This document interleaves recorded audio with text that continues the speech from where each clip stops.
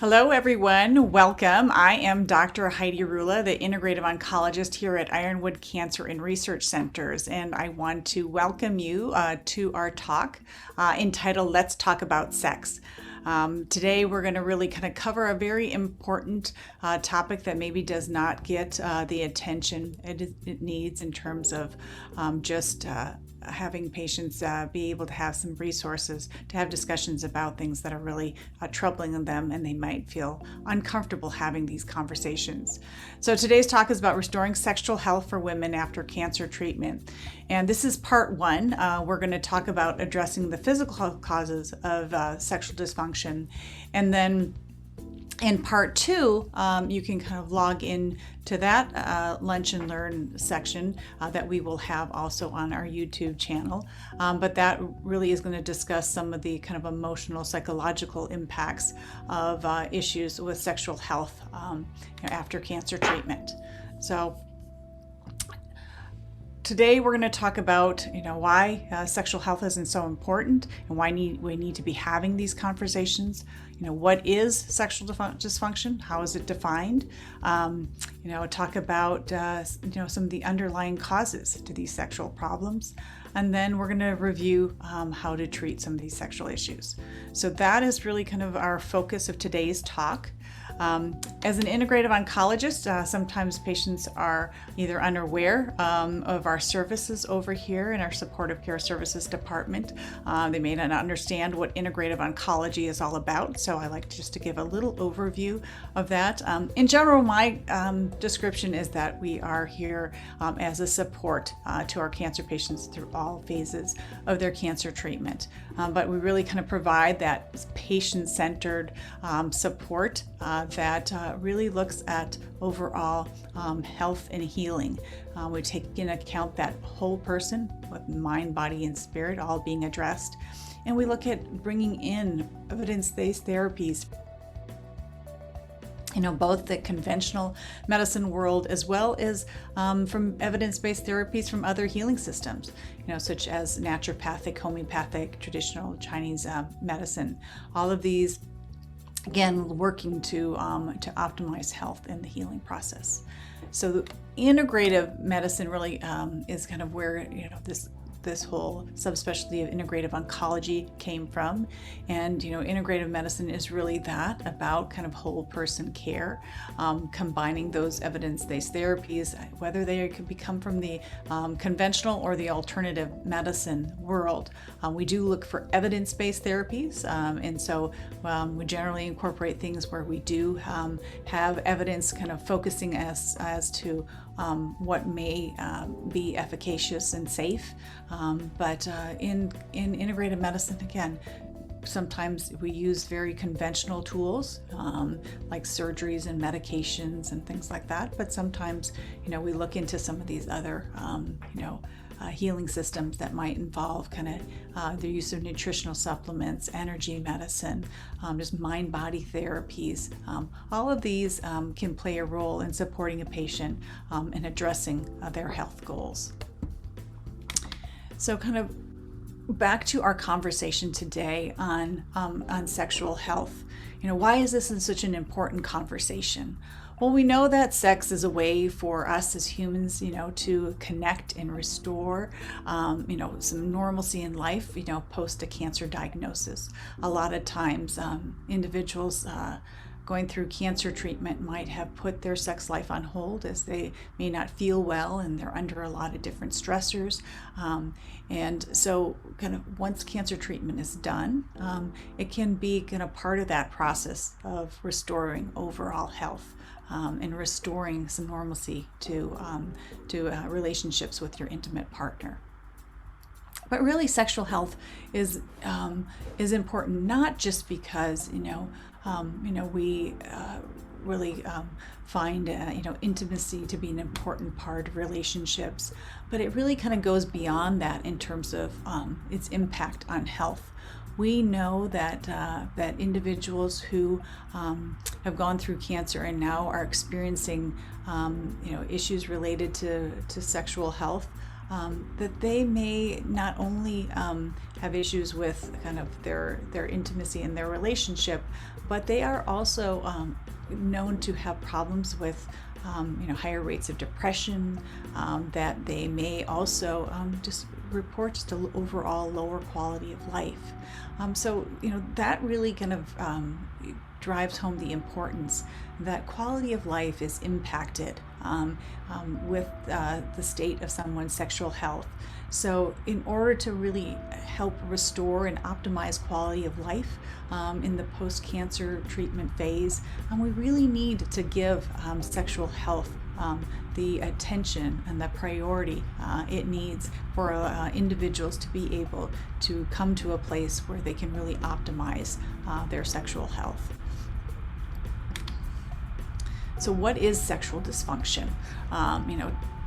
As a definition, it is a problem or any problem that would prevent an individual or a couple from having a satisfying sexual experience. So really it can be a whole host of problems that can kind of fall under that term sexual dysfunction. So from things like lack of desire. So a lot of times, patients report they just really have no interest kind of after their cancer is treated, and that really is troubling to them or to their partner, that they may struggle with arousal, that they just really don't feel anything while they're being intimate, where in the past they might have felt again that sensation of being aroused, and that kind of leads into a satisfying sexual experience. Sometimes they report really kind of a loss of sensation, a loss of anything that kind of helps them build up into something that they would consider to be satisfying.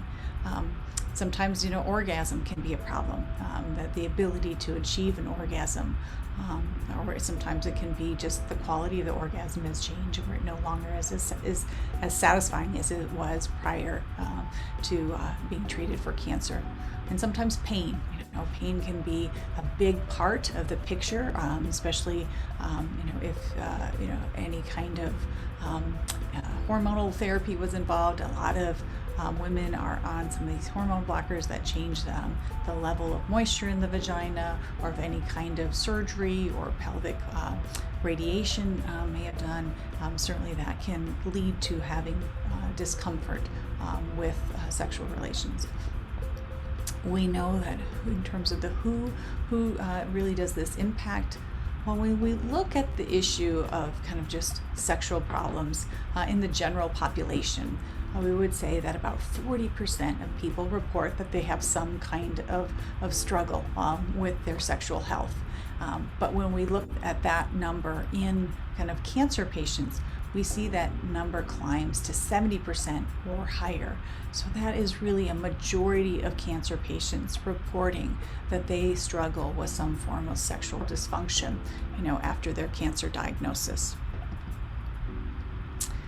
So in order to kind of go to ways to address issues with sexual dysfunction, we need to understand what causes it. If we can understand a cause, then we can start identifying therapies that might help improve whatever the issue is for that individual. So I like to kind of break that into categories, understanding is it a physical issue? So again, we talked about hormonal issues. A lot of women on these aromatase inhibitors, or again, they getting put into a postmenopausal state where their hormone levels now become very low.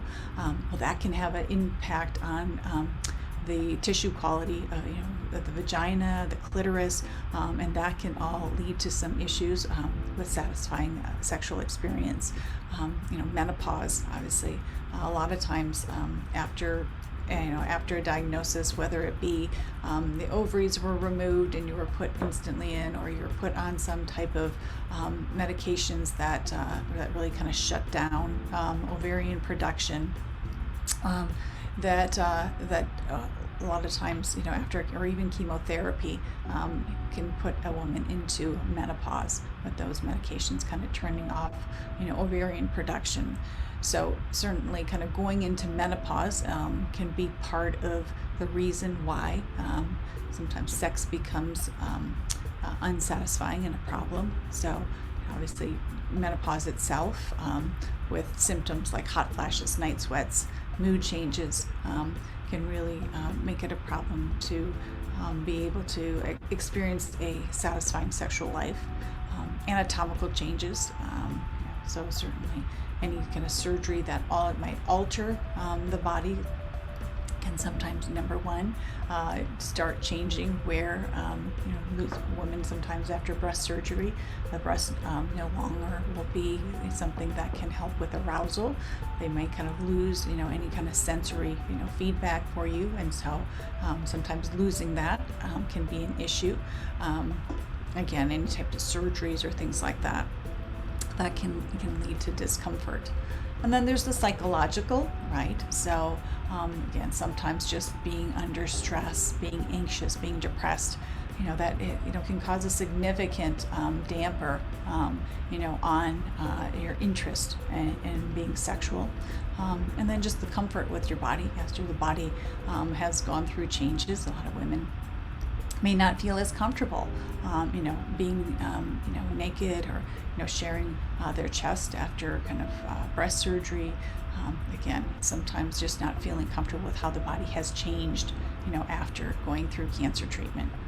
And then the next step is really kind of looking at, is it something in the relationship? A lot of times, what's going on in the relationship can have a strong influence on how you feel to your partner, whether you feel, a desire to be intimate. If you're having a lot of struggles, within a relationship, maybe, feelings of anger, or feelings of maybe that you're not feeling supported, or you weren't supported during your treatment, communication issues. A lot of times cancer can cause incredible amount of stress, on a relationship. And when that relationship and you're not having a feeling of closeness to your partner, that can really impact your interest in being intimate with that partner. And some people again come into their cancer diagnosis with pre-existing issues that impact their desire to be intimate, and those issues can only be magnified as they go through treatment. So, again, we're looking at physical, psychological, and kind of relationship as some of the major categories that may be driving issues with sexual dysfunction. And so, trying to understand maybe kind of where some problems lie for an individual can kind of help direct where you might focus, therapies to help improve that. So kind of when we look at trying to address, some of the physical issues that we kind of have laid out, the areas that we find helpful would be to, number one, kind of look at what's going on with, vaginal health. So the use of different lubricants and moisturizers in the vagina can help with, dryness that may be, causing significant pain, which if you're experiencing pain, that really is a very negative feedback loop to your brain. Your brain's going to kind of avoid anything painful, and so that can certainly impact somebody's interest in being sexual. So addressing kind of dryness through lubrication and moisturizers, looking at using some vaginal hormonal therapies that might help improve tissue quality, tissue moisture. Vaginal dilators, a lot of times as estrogen levels start to drop, you can have some issues with narrowing of the vaginal canal. So dilators, lasers really have kind of come on to line in the last decade or so, of being something that can help restore tissue function, addressing maybe some pain issues at the opening with numbing medications like Lidocaine sometimes can improve comfort. Looking at ways to kind of change your the way maybe with positional or different ways to come about being intimate with your partner can be ways to help the physical aspect of the sexual dysfunction. And then they're looking at the role of physical therapy, how that might help an individual restore normal sexual function for them. So those are kind of the areas we want to kind of talk about right now, to give you, some ideas of, some ways to have tools to address any kind of challenge that you're having right now.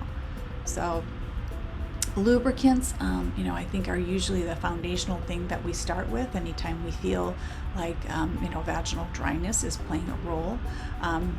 They really provide a gliding surface so that you don't have any kind of friction that could cause small tears, which can lead to pain during intimacy. So there's many different products out there. There's silicone-based products, like Uberlube, it's liquid, or some out there that are silicone. Water-based products, like Good Clean Love, and Yes has a water-based one. Natural oils, that we look at. So some of my patients report using just, going into the kitchen and going into your cupboards and getting good old olive oil or coconut oil. Sometimes that really provides kind of the amount of kind of a glide that is needed in order to have things feel comfortable when you're having penetrative sex, or kind of going into more of an oil-based product out there, like an organic glide that again is more of an oil-based.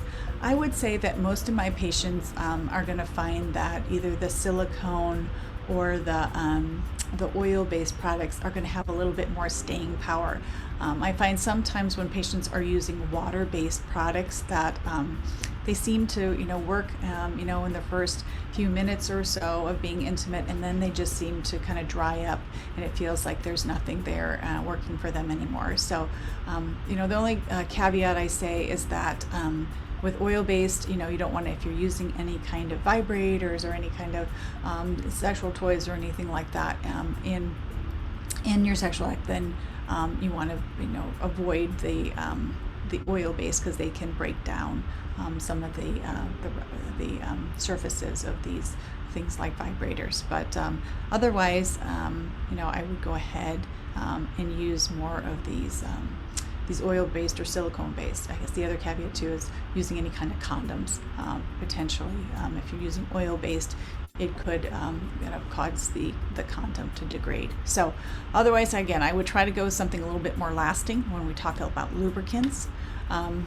Vaginal moisturizers, I always think that it's really kind of important to do both using a lubricant, sometimes, and if using a lubricant with sex kind of works for you, then I would, then that may be the only thing you need to add. But a lot of times, women need to work on just the tissue quality, because there no longer is the normal moisture being produced in the vagina. When you become intimate and you just put a little bit of a lubricant on it, it just seems that those tissues still are very dry and fragile, and so the lubricant may not be enough. So I would say, working on kind of adding, a moisturizer that you put on a regular basis. I kind of explain it just like, you would be providing some moisture on your skin, just because, especially here in Arizona, where you have such a dry climate, our skin gets very dry, and we, after we shower or bathe, we have to put on, some type of moisturizer on our skin every day. Otherwise, it gets very dry and cracked. Well, when we no longer have those estrogens, floating around, stimulating our vaginal lining to secrete its own moisture, we have to replace that then with a moisturizer. And again, there's a number of different products out on the market that women find helpful. Some of them are hyaluronic based. I put down a number of them here on the slide: the Reverie, the Repigen, the Hyalogen. I would say the biggest drawback of using the hyaluronic acid products would be that their cost, they tend to be a little bit more expensive. So sometimes it can be cost prohibitive for people to use those. And sometimes people feel like the hyaluronic acid is a little irritating. Most women don't, but sometimes the hyaluronic acid is. I think you'll probably find that there's a lot of hyaluronic acid products that we use just even on our facial creams and things like that. It is a very moisturizing cream. It has the word acid in it, but in general, it does not feel acidic on the skin. It does not feel irritating, but for some women, I still find that it might be a little uncomfortable, especially if their tissues are very irritated. And then, so the other option for moisturizers would be going into some of these other commercial products, like Yes has a vaginal vaginal moisturizer. That's an aloe-based product. Vitamin E. So there's a company called Carlson's. They make a vitamin E suppository, so a little suppository that you insert in the vagina at bedtime. You do that 2 or 3 times a week, so every other day or so, you would put that suppository again. Again, it would provide this kind of nice moisturizing product when the vaginal tissues always have a little bit of moisture on them. It really prevents them from getting too dry and irritated, and then again, that can create a better environment for you to have kind of penetrative sex, so that when you are having penetration, it is not causing so much discomfort. And then again, we can kind of look into, more of our home-based products. So coconut oil, and you can make your own suppositories out of coconut oil. And this is the same I generally get organic coconut oil that you can get, at the grocery store. Sometimes people will make their own molds. You can get little candy molds where you can kind of, pour the coconut oil into this mold, put it in your freezer, let it get hard, and then, kind of pop it out of the candy mold into a jar and use that as needed. Again, every third night or so, to make sure those tissues are always having something there that is moisturizing. So that's vaginal moisturizers. So we got, lubricants, and then using a moisturizer when you are actually being intimate. But moisturizers are something that you're going to use, all the time, regardless of your frequency of intimacy. So the next area is kind of hormonal therapies. So vaginal hormone products are being looked at even in our hormone positive breast cancer patients. So there's many different kind of products out there. There's creams, suppositories, rings, some of them that, can be, getting a prescription from your physician, and from any of your regular pharmacies. And then there's some compounded versions that can be also made. Again, there's a lot of controversy around using some of the hormonal therapies. I think that kind of the general consensus with the American College of Obstetrics and Gynecology, American Society of Clinical Oncology, in looking at the research on the use of vaginal hormone products like vaginal estrogen or vaginal DHEA, we don't see that there is an increased risk of breast cancer recurrence in women who use these products. So they may be considered as a viable option for a woman who is having significant quality of life issues, with her sexual health. So again, it may be something to have a conversation with your oncologist about whether or not this might be a therapy you can consider. So there's a vaginal estrogens, and then there's vaginal DHEA. So DHEA is a hormone that is not something that requires a prescription. It is over the counter, but it is a prohormone. So it is something that can get converted downstream, into estrogen or testosterone, but it is not directly an estrogen or testosterone. We don't recommend taking, DHEA as an oral supplement, but it has been looked at just like estrogen as something that you can put on the tissues of the vagina, and it seems to have a similar effect in terms of plumping up the cells of the vaginal lining and allowing them to make a little bit more moisture and function a little bit more normally, so that sex again can be more pleasurable. There is also a prescription version of a DHEA analog out there on the market called Intrarosa. That also is out there. It tends to be a little bit more pricey versus, some of the just straight vaginal DHEA suppositories that are out there. But again, those are sometimes some options if there is some significant issues that aren't being addressed with just using moisturizers and lubricants. Many of my patients ask me about this next category, which is just, can I go on hormone replacement therapy? Again, my hormones make me feel so much better. In general, again, systemic hormone replacement therapy, whether you take it, as a patch or as a pill or as a cream on your skin to try to up your levels hormones is not recommended.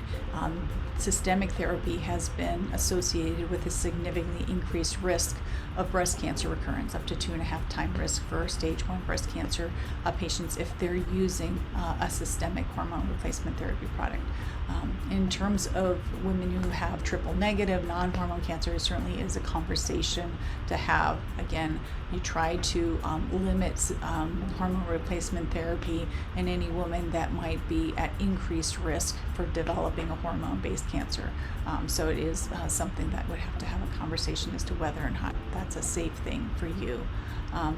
There also is another product that has been used that you take orally to improve vaginal health. The product is called Asphena. That's the brand name of it. But it falls into something we call selective estrogen receptor modulator, the SERMs. It hasn't been approved in hormone-positive cancers, so it's not something that we have good studies on to say say that it's safe if you have a hormone-positive cancer, but it would be something that maybe a triple negative breast cancer patient or so might have, or a cancer that then again is not hormone driven. So those are kind of some of the hormonal options. So looking again, just doing it topically, using a vaginal suppository, a vaginal cream, or things like that, maybe, something to consider if you have a hormone positive cancer, again, versus kind of looking at some of these other therapies like moisturizers and lubricants. If those things don't work, what are the other steps that you can take?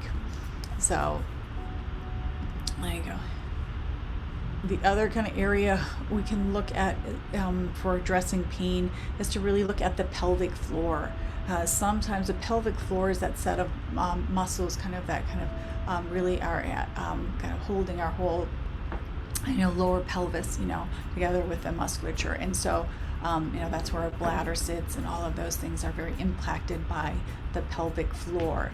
And so sometimes, either after surgery or a person experiences pain, when they're having, sexual intercourse, you can start to develop some restriction patterns, some pulling patterns where the muscles of the pelvic floor become very tight and restricted, and don't allow for the normal relaxation that you have normally when you're intimate, that would make, again, sex more comfortable. So if there's some problems with again, tightness in the pelvic floor, that can lead to discomfort.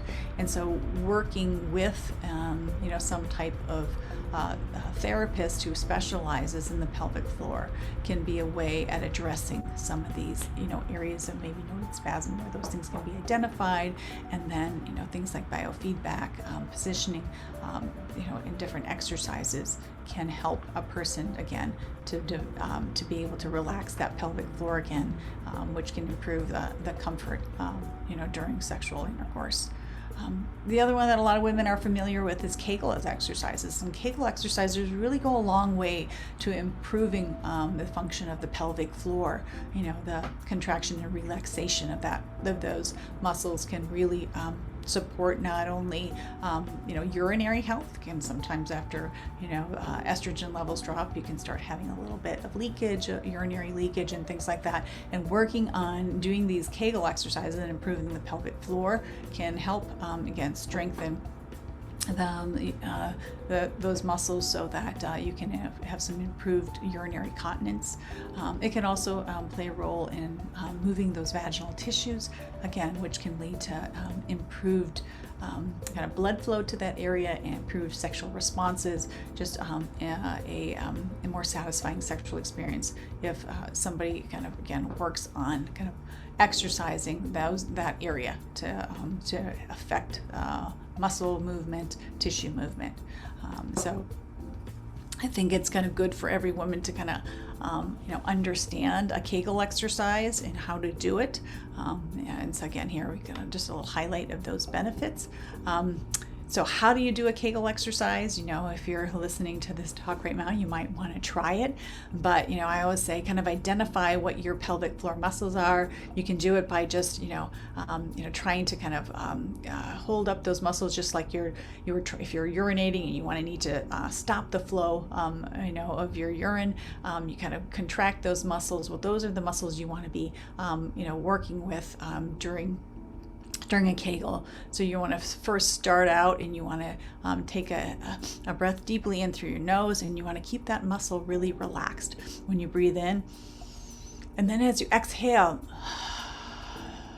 that's when you want to kind of contract that muscle up that you were contracting when you were trying to stop your urinary flow. And then hold that contraction, for 3 to 6 seconds. So count 1001, 1002, 1003, 1004, 1005, and relax. And you're going to breathe in again, and you're going to inhale, keeping it relaxed. And then you're going to exhale, and you're going to tighten up that muscle. And you're going to just hold that contraction, for another 3 to 6 seconds. And you would do that, just for a cycle of 10, and you would do that about a set of 10, 2 to 3 times a day, right? So, as you get, more comfortable, and your pelvic floor starts to, get used to this exercise, then you can, work on advancing the hold to up to like about 10 seconds. So I just say, the goal is to be able to hold, a contraction for 10 seconds through a cycle of 10 of them, 2 to 3 times a day. Again, sometimes you can do them, again, while you're, sitting at your work desk. Nobody has to even know that you're doing these exercises. But you can do them while you're in the car. Again, it's not something that people are really going to be aware when you're doing, but just kind of having some certain things, maybe on your way into work, you do it, on your way home. Certain times where you just kind of associate, like, oh, I need to do my Kegels. If you can kind of associate at a certain time, a certain activity of the day where you kind of are reminded to do a quick set of your Kegels, it will go a long way to be able to improve kind of just the health of this pelvic floor that we're talking about. The other thing to look at is the use of vaginal dilators. A lot of times dilators can play a role in improving, comfort during penetrative sex. A dilator is just like I showed you on that picture. It's a long tube.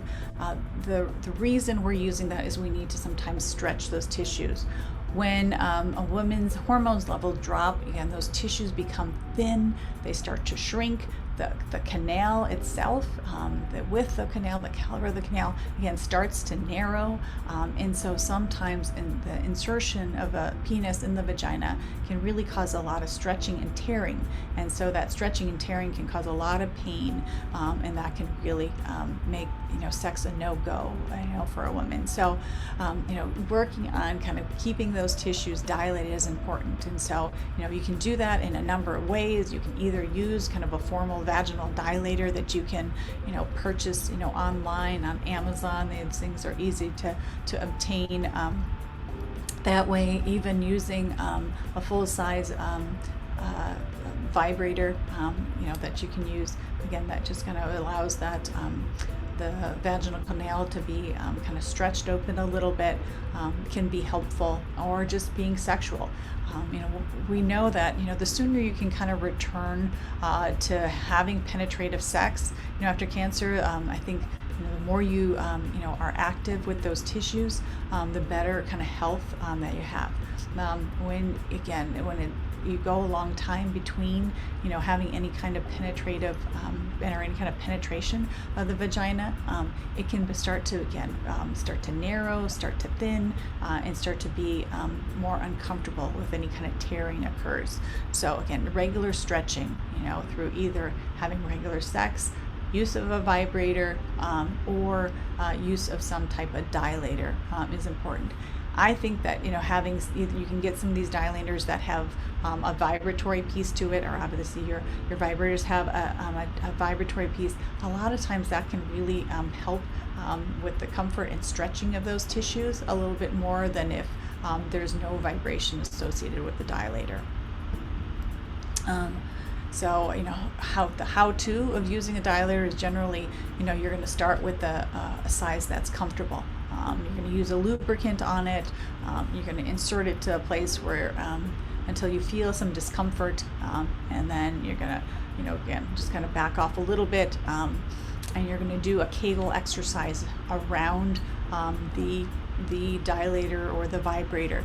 Again, when you do that, you can learn to kind of relax that pelvic floor a little bit around. We tend to want to tense up when something is painful or something that we're worried about. Again, that pelvic floor tightens, and then it becomes more uncomfortable to be able to pass that dilator in. So you want to go ahead and do a kegel, around it. Then you're going to gently pull and push the dilator in and out to stretch and lengthen the vagina. And then you're going to start rotating, in some wide circles. And you do this for about 5 to 10 minutes. And you do it, generally a couple times a week is all it takes. You don't want to do it a few days in a row, kind of allow some rest and recovery in between. But yeah, regular kind of, stretching of those vaginal tissues can really start to make penetrative sex much more comfortable. The next thing we talked a little bit about is vaginal lasers. Those have been around, especially the Mona Lisa Touch has been around for quite some period of time. I would say that one of the biggest barriers for women to have vaginal laser therapy done would be the cost. They can be quite expensive, generally in the $2,000 to $4,000 range, depend upon the center that you go to. The Mona Lisa Touch is one that requires 3 treatments. So generally, I think about 6 weeks apart, you do a series of 3. Usually, again, you have no downtime. There's no kind of destruction of tissue, generally not painful. But that is the Mona Lisa Touch. Again, these lasers can kind of help kind of plump up the vaginal tissues a little bit, allow them to be able to create a little bit more moisture, kind of have them return more to a premenopausal state versus kind of the thin, kind of dry tissues that happen when the estrogen levels drop really low. Bringing these lasers back kind of really stimulate these cells to kind of plump up and can again make or restore. They can really help restore those vaginal tissues so that sex again becomes more comfortable. Vive is another one that is out on the market for the same purpose. That one only requires one treatment, and is quite similar in terms of no downtime, generally tissue destruction with that.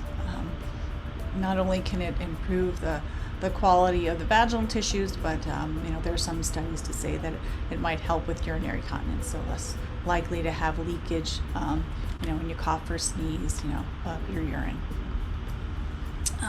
Another thing that was sometimes used to help women is actually kind of using lidocaine, which is a kind of numbing type of medication that you generally would put on the opening of the vagina. So sometimes, when that initial stretching is occurred with penetrative sex, that causes a little discomfort.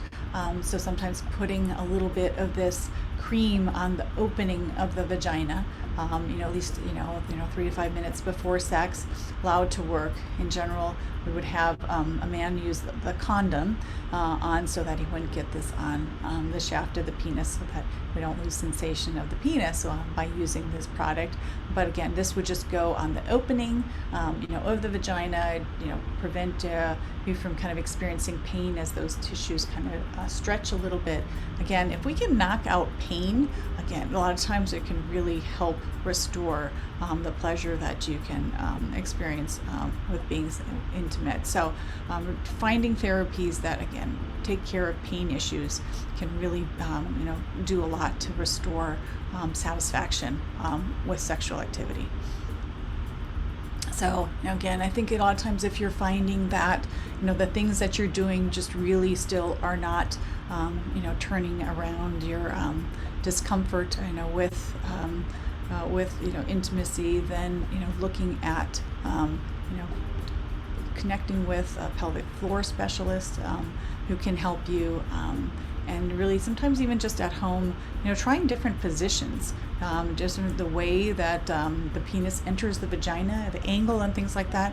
Sometimes, starting to explore kind of the different angles can maybe make sex more pleasurable and maybe kind of get rid of some of the pain. So again, looking at different approaches and being kind of open to kind of finding the reason maybe why there's discomfort can again help you put on yourself on the path to getting your sex life back to something that works for you as a couple.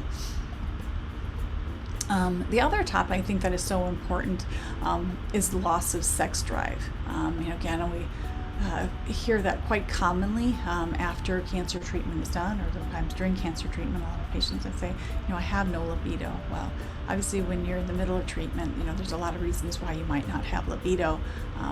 Cancer treatments make you feel bad, you're nauseated, you're tired, you're under a lot of stress. And so all of those things, I call our libido busters, So,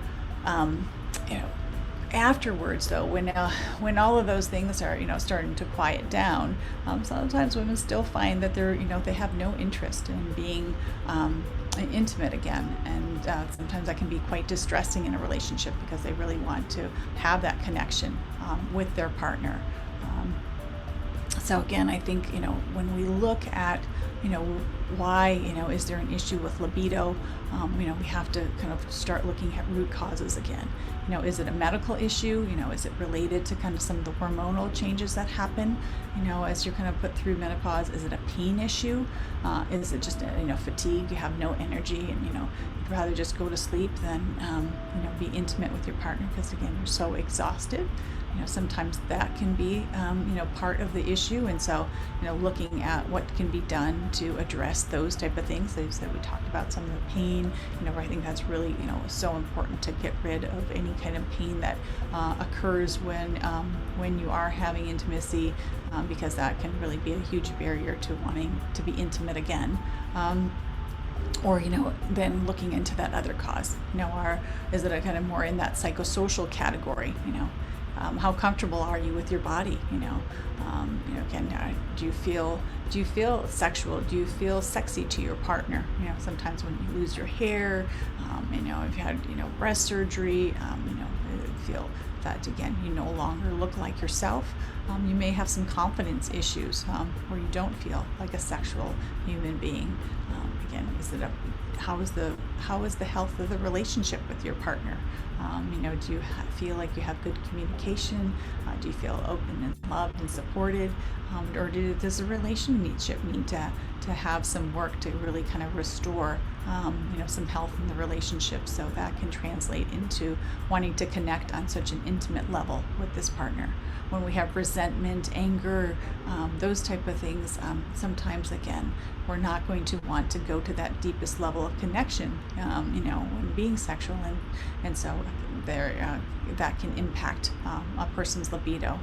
And then looking at that role of anxiety, depression, stress, how are you feeling in those levels? Do we need to have some work on that, so that again, once we kind of can improve just the overall mood, when we can kind of take away some of those barriers, then a lot of times sex drive can start returning back to where it was. So a lot of women now feel like they've looked at all those issues and they still feel like their libido is low. Well, there's been a number of drugs that have come out on the market that are trying to address the female libido. Unfortunately, really nothing coming out there that we're seeing any kind of satisfying results for. One of the ones out there, one of the first ones to come out, is a pill called Addy. This one is a pill that must be taken every day. It has been shown to have a lot of side effects: fainting, nausea, fatigue. So that's again, getting nauseated and fatigued certainly doesn't facilitate and improve libido. But we're just seeing that that we're not seeing on report when women take this drug that they really are having a significant increase in number of satisfying sexual episodes. So really not finding that the side effect profile is worth kind of the potential benefit on that one. The next one is Vyleesi, which is an injectable drug that you have to inject about 45 minutes before sexual activity.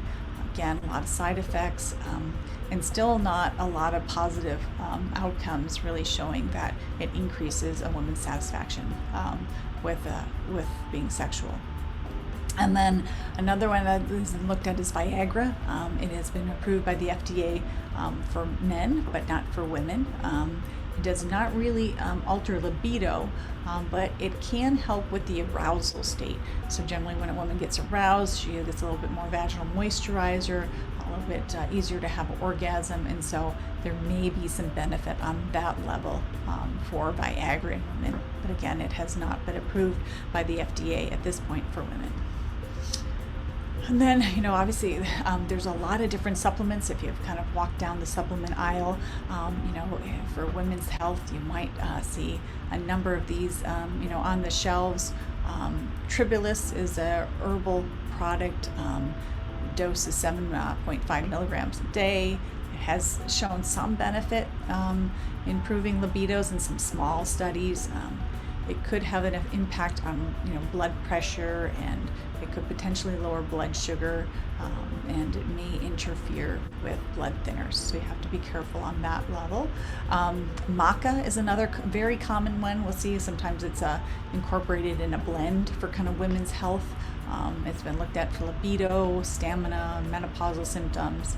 And some small studies show that it improves menopausal symptoms, as well as that it might have some antidepressant effect that can improve sexual function. We don't know how maca interacts with the estrogen receptor, so not sure if it's stimulatory to estrogen receptor or not. In general, in the studies, they're using somewhere between 1,500 to 3,000 milligrams a day. Another botanical medicine that's been used for libido is something called horny goatweed. This is a Chinese herb. Again, there's very limited evidence on its use. Again, it may have testosterone-like effects in terms of driving libido. There is a question if it has estrogenic properties to it. And it may also have some issues on heart rhythm. There's some studies on that. It has the potential to reduce the effectiveness of aromatase inhibitors, which really would make it something of big concern for so many breast cancer patients who are using these hormone blocking category of drugs called aromatase inhibitors. So that's like your anastrozole in that category of letrozole, anastrozole, and exemestane type of medications. So that really kind of takes it off the list for a lot of women. Arginine, L-arginine, is a amino acid that increases blood flow. They've used it in kind of erectile issues, but and sometimes it's used in some of these combination products for libido. So potentially, again, increasing blood flow into the pelvis, into kind of the vaginal area, that may be of some benefit. 2,500 milligrams is the dose that they've used. It can have issues of, again, when we cause a little bit of increased blood flow or dilation of our blood vessels, sometimes that can lead to headaches, or sometimes it causes a little digestive upset. Ginseng, both red and Panax ginseng have been looked at in terms of helping libido. Again, these are things that you would have to take daily. Sometimes we'll use these arousal creams. Sometimes when we find them beneficial, we have to have those compounded. But these are creams that you would apply, to the clitoris before sexual activity. They can help, improve blood flow to the clitoris, which, again, a lot of women struggle with having just clitoral sensitivity, right? The clitoris generally is, the structure that can help with arousal, and if it just loses some of its sensitivity, it can really interfere with that whole kind of enjoyment and ability to get aroused with sexual activity. So sometimes using some of these things that can improve sensitivity of the clitoris can help the sexual experience. These generally are a compound of different products, arginine, aminophylline, a little bit of Viagra, different things in there, again, that improve blood flow, to to the clitoris. So sometimes, your medical provider may prescribe something like this that would have to be taken to a compounding pharmacy. There's more of a homeopathic product. Ristella is a product by Bonafide. It's a supplement that you take daily. There's some very small studies on it that were done by the company. So again, they're not independent studies, but they did show some improvement in sexual arousal and satisfaction with orgasm. So that is sometimes worth trying. And then there's a product that's kind of a combo, something called Argimax, that has some things like talked about the ginseng, the L-arginine, ginkgo, which is an herbal that can also improve blood flow. Again, some potential benefit of a product like that, but these are things that would be having to be taken on a daily basis.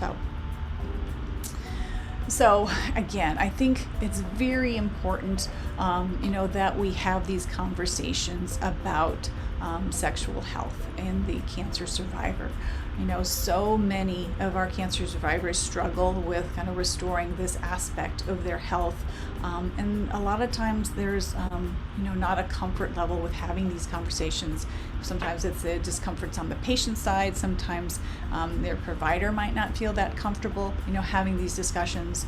But I think it's really important, as a patient, that you advocate for yourself and saying it's really important to get the help you need in order to kind of restore, that part of your life, your health again, after treatment, and really kind of connecting, with a group of providers that will lead you on the path to, having a satisfying outcome. So again, looking at, reprogramming the mind, again, restarting to become sexual again after maybe a period of time where you weren't sexual, during treatment. Sometimes again, you have to kind of restoke that part of your brain, to really kind of turn on the sexual part of your brain to help with arousal. Again, sometimes it's, just working psychologically on feeling comfortable, with your body, connecting with a counselor if needed to kind of help you get to that place where you can start loving and feeling confident in this new body.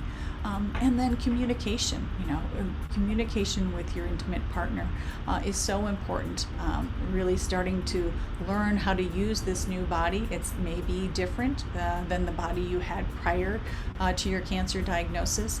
So there might need to be, an exploration process where you start to find, some new areas that can help with arousal. Maybe taking some more time, in that whole build up, in that whole foreplay, phase, so that again you can, help facilitate, being aroused before you actually become physically intimate. So again, there are many steps sometimes that have to be put in place as you kind of work on finding kind of what works for you, to find a place that you can, get back to a satisfying sexual pattern in your life with your intimate partner.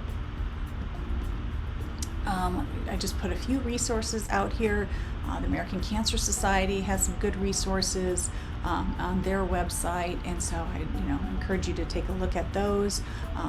There's Memorial Sloan Kettering has some good info about how to use a vaginal dilator, as well as some instructions, some step-by-step instructions on how to do kegel exercises.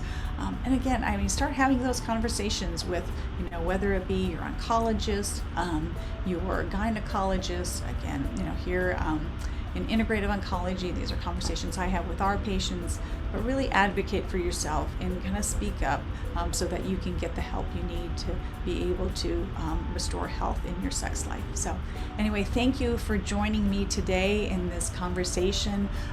Again, we have part 2 that is available to you, and we'll have in our upcoming Lunch and Learn series, and will be on our YouTube channel. So again, you have a great day. Thank you.